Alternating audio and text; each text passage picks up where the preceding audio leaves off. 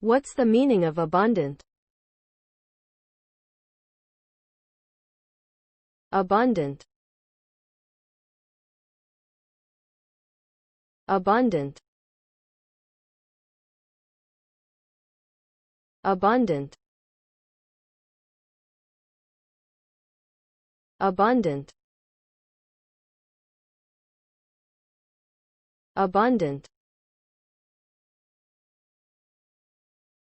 Here is the meaning of abundant in 70 words. Abundant means existing or occurring in large amounts. It can be used to describe a wide variety of things, such as natural resources, food, and opportunities.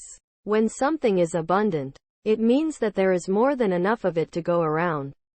This can be a positive thing, as it can lead to a sense of security and well-being.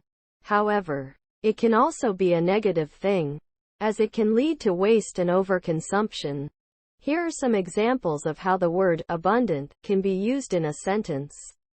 The region is abundant in natural resources.